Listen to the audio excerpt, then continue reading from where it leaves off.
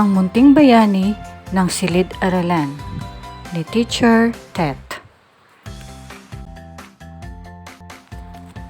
Isang araw, pumasok sa klase ang mga bata na may ngiti sa kanilang mga labi.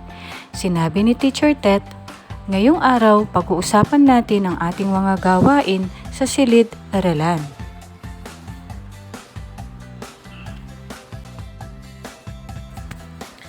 "Gawain po?" tanong ni Carla. "Oo," sagot ng guro. "Ang bawat isa sa inyo ay may mahalagang tungkulin upang maging maayos at masaya ang ating klase."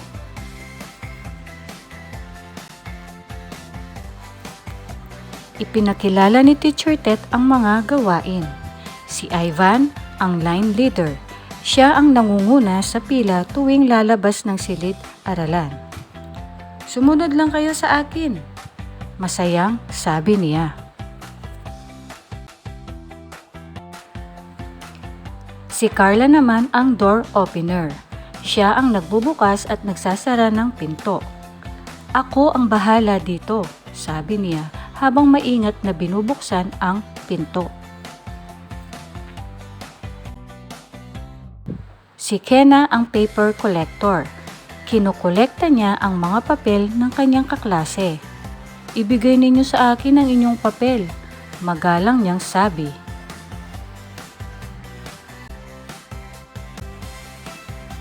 Si Tantan ang recess helper. Tinutulungan niya ang guro sa paghahanda ng merienda. "Narito na po ang pagkain," masaya niyang wika.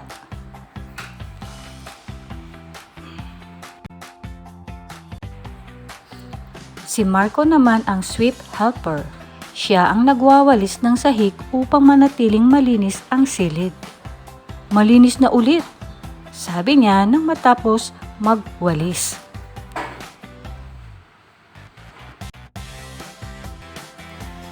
At sina Selena at Serena ang table wiper.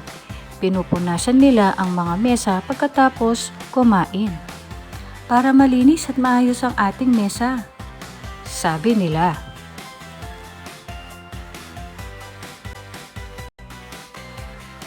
Sa pagtatapos ng araw, napansin ng lahat na ang kanilang silid-aralan ay malinis, maayos at masaya.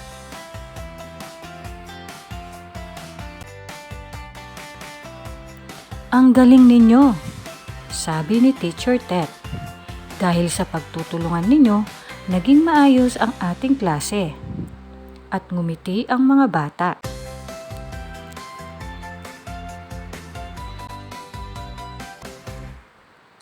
Bakit mahalaga ang sweep helper at table wiper?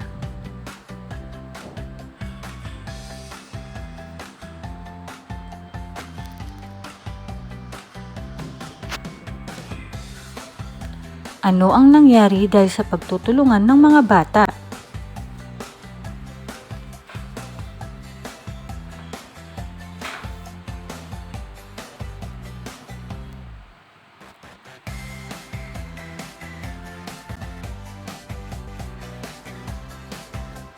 Sino ang line leader at paper collector? Ituro ang tamang gamit nila.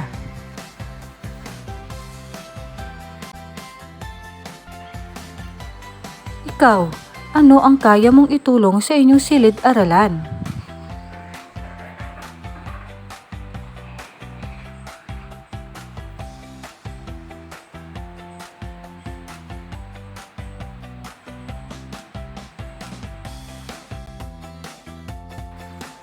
Ang aral ng ating kwento ngayon, ang bawat isa, kahit maliit, ay may mahalagang gawain. Sa pagtutulungan at pagtupad ng tungkulin, nagiging malinis, maayos at masaya ang ating kapaligiran.